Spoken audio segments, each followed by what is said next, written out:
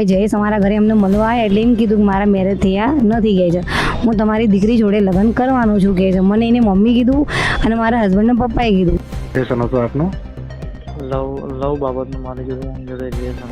અચ્છા, લવ બાબતનું. નમસ્કાર મિત્રો, તમે જોઈ રહ્યા છો મિસ ધમા. હાલ જે પ્રેમમાં કરુણ ઘટના ઘટી છે એ આપ સૌએ અમારી ચેનલ પર જોઈ છે. હવે એ ઘટનાને લઈ ઘણા માણસો આગળ આવ્યા છે જેથી માયરાને ન્યાય મળે અને ફરીવાર આવી ગુજરાતની અંદર દુઃખદ ઘટના ના ઘટે. હાલ માયરાની સાથે જેનું અફેર હતું એવા જયેશ ઓઢાનું કોલ રેકોર્ડિંગ સામે આવ્યું છે, તે જોઈએ. પણ એની પહેલા માયરાના માતાએ મીડિયાની સામે શું આવેદન આપ્યું તે સાંભળો. એને આવું કોઈની જોડે અફેર છે, જ્યારે મને ખબર પડી કે મેઘો આ મેં ફોન જોઈ ગઈ હતી એનો ફોન જોઈ ગઈ હતી એટલે મેં તો મેઘો આ ફોન કેમ આવો કે પછી એને મને કીધું કે મમ્મી મારા જયેશ થોડા આગળ અફેર છે.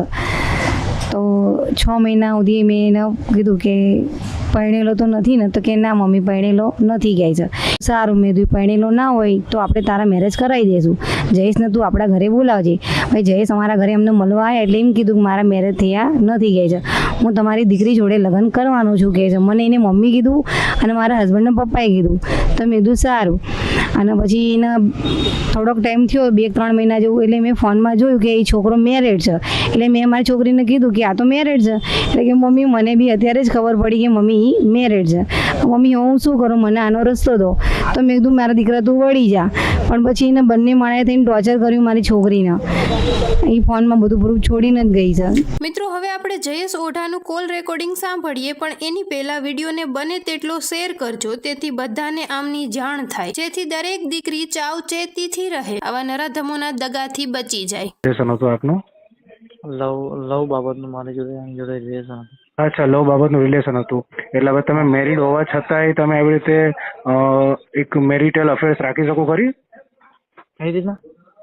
તમારા મેરેજ થયેલા છે ને?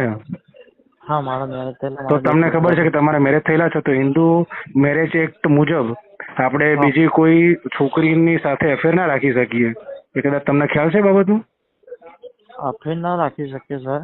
હા, પણ વસ્તુ એવી હતી હા, તો જ્યારે બી એની જે પોઝિશન હતી એની કેવી પોઝિશન? સોસાયટીની પોઝિશન. હા, હા.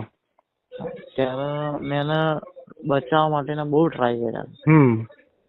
હા, હું તો પીએ સાહેબ ને આ વસ્તુ કહીશ કે ભાઈ આમાં ફરિયાદ દાખલ તો તમે હું તમને સીધી વસ્તુ વાત કરું ને. હા, બોલો.